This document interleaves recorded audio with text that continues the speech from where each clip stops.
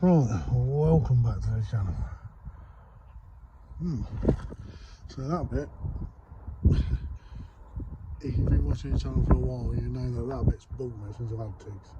So what I've done is ground it down to bare metal, treated it. That's where that little stone chip was on the arch. So I've repaired that. That bit there is finished. This is all done by hand. This is from the, where my hands are. Info, very nice. That dent's done there, look. Put it under there, but what you gotta do, what I do is I use a 3M pad, a 180 pad with the dust holes in it. Wrap it round. Now what I've done here, I've done this here, look. I took some photos of what I had to do done. There was a dent originally, there was one there, and then there was a dent going across this swage line. So what I've done first, I filled it from there to there, all the way across there. And what I've done, I've put a bit of tape from there across there, done about 4 layers of tapes.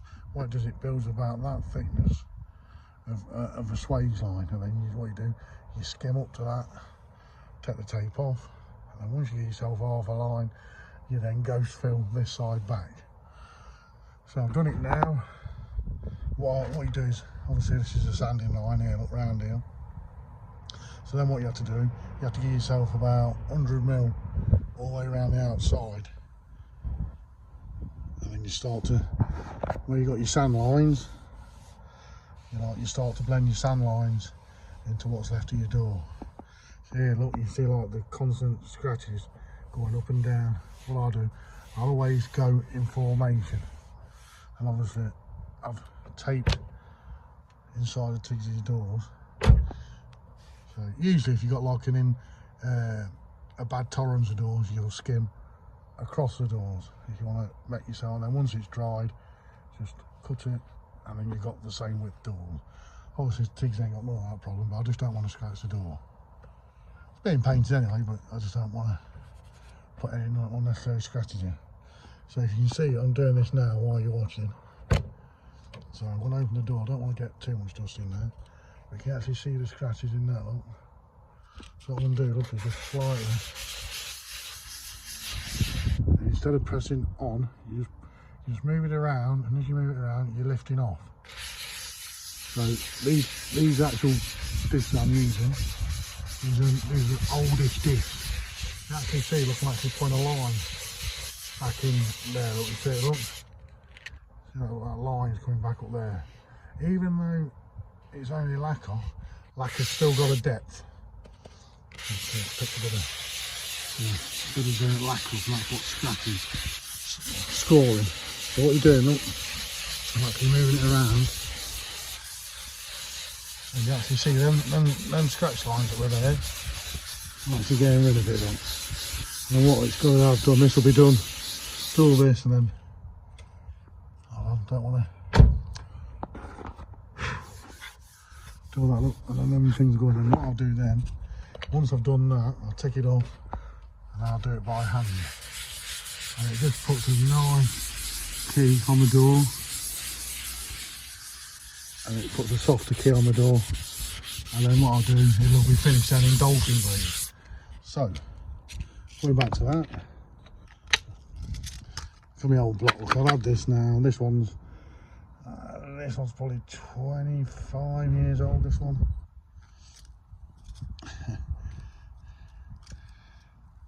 So, you actually see there, look, I put this line back.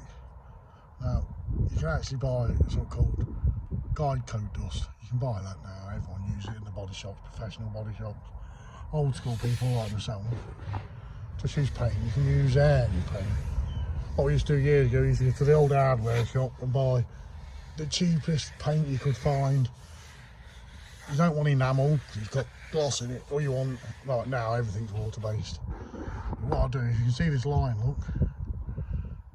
You see, I want to try and retain this line. At the minute, it's a bit sharp. Your average line is there, look. See, that's your average line. It's a nice, but that's too sharp. So what you do, this is a 1-to-1. start bringing this back down, look. I'll do this, look, as you're on camera.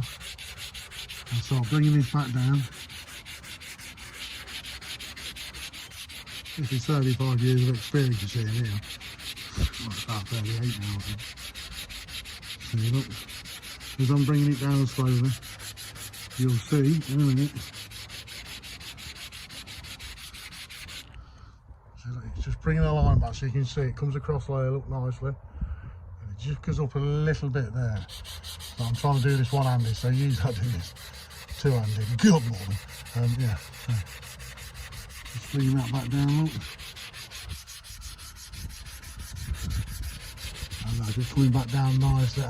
When I get that line straight as I want it, and I know that line's almost there, I will then start coming back from the other way and bringing the line up from the bottom towards the top. You can see that, look. See that, look? That line from there, look. Come here, red nails. All the way across, that's 99.9. So what you've got to do now, from there to there, that's as straight as a vicar's daughter. That is perfect. That is 100%. From there to there, that's awesomely straight as well. There's nothing in that.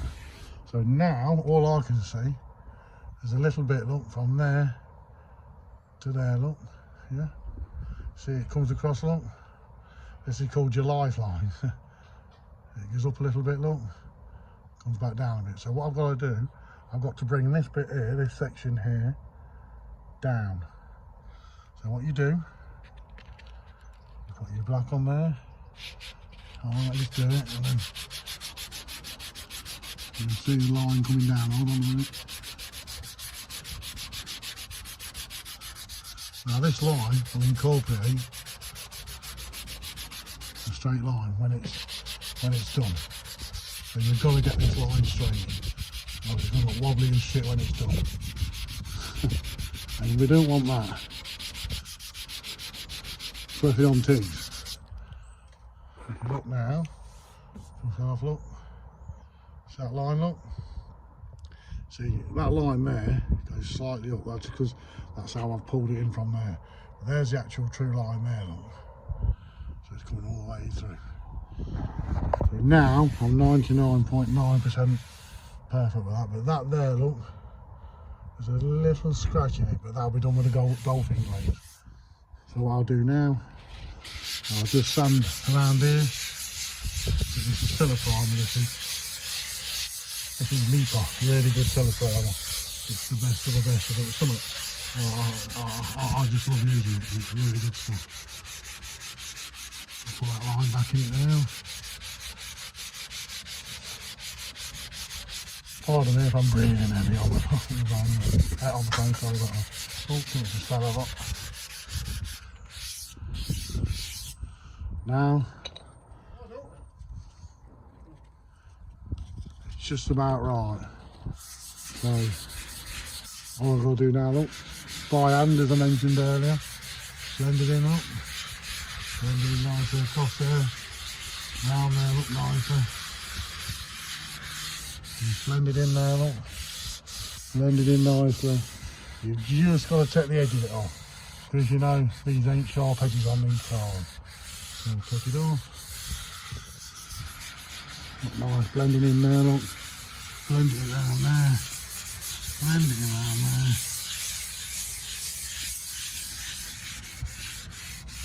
There you go, look.